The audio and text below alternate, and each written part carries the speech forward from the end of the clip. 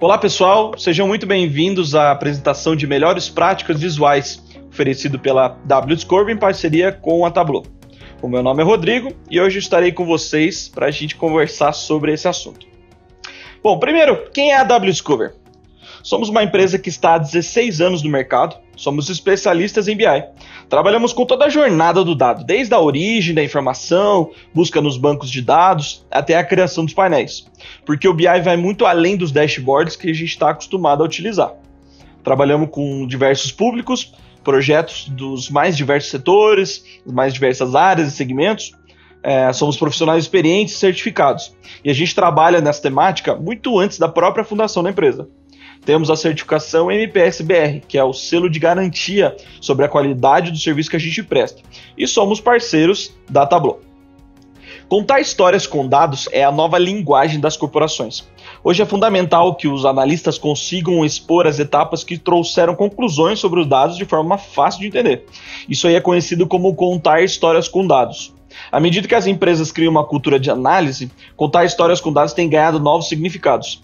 E ao invés de apresentar uma conclusão única, esses métodos de hoje enfatizam a criação de diálogo e colaboração dentro da empresa. Então essa é uma das tendências para os próximos anos quando a gente fala na temática de BI. Já que contar histórias é a nova linguagem, qual história você quer contar? Vejam que interessante, nessa imagem a gente tem um dashboard com impacto visual que é muito forte. Então ele fala sobre o derramamento de sangue, ou pedágio de sangue, que ocorreu devido à guerra no Iraque. Mas vejam que com a mesma imagem, no mesmo painel, a gente pode ter uma mensagem diferente. Então quando a gente olha para o primeiro exemplo, a gente tem um impacto visual que é realmente marcante. Então a gente tem um gráfico vermelho, como se realmente o sangue estivesse escorrendo. Só que essa mesma informação, em uma outra cor, mostrada de uma outra forma, ele traz um impacto visual bem mais leve. Então, nesse segundo exemplo, a gente tem justamente o declínio das mortes, a diminuição das mortes. Vejam que a mensagem ela é totalmente oposta. Então, isso nos mostra sobre a importância de você saber utilizar as questões visuais.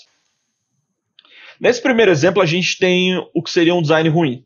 Então, quando a gente bate o olho, logo a gente se depara com uma série de valores, uma série de cores e textos, que fica até difícil de entender do que se trata.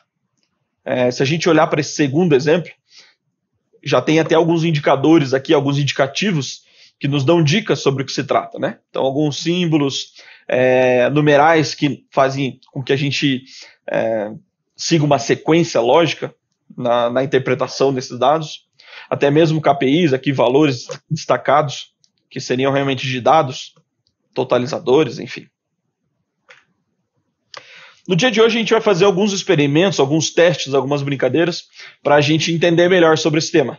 Então nesse primeiro aqui eu queria deixar uma pergunta para vocês que é a seguinte. São 10h57 da manhã numa segunda-feira, Monday. Eu posso estacionar? Então quando a gente se depara com essa série de placas, acaba sendo uma pergunta difícil de responder. Já nessa segunda visão, nesse exemplo da direita, a gente logo se depara com 3 colunas que são representados ali pelos dias da semana.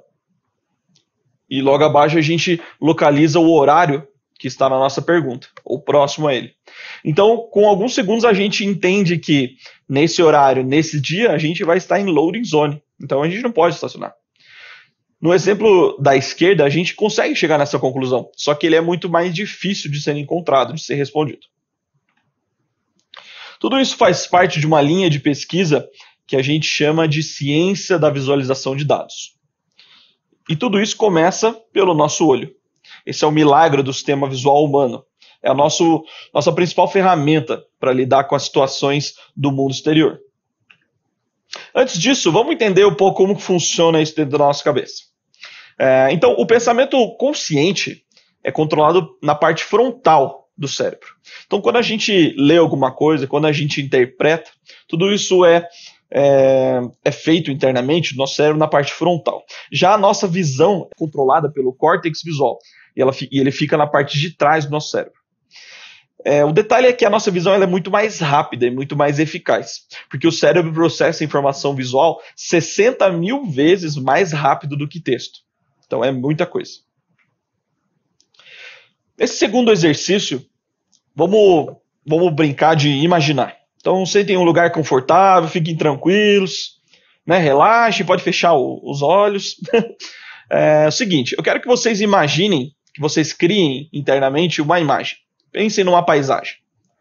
Eu vou falar uma série de características e vocês vão construindo essa imagem conforme eu for falando. Então pensem no seguinte, no entardecer no campo, um céu alaranjado, uma estrada longa, deserta, com uma paisagem plana e uma vegetação rasteira, umas árvores lá no fundo e algumas turbinas eólicas. Conseguiram construir essa imagem? Pensar numa imagem? Essa era a imagem que eu estava descrevendo. Com certeza a imagem que vocês construíram é muito diferente dessa que eu estou mostrando para vocês. Isto porque uma imagem ela é muito mais rica, muito mais cheia de detalhes do que simplesmente alguns tópicos ou um texto que nos diz o que se trata. Isso porque uma imagem vale mais do que 1000 palavras, já dizia o antigo ditado chinês.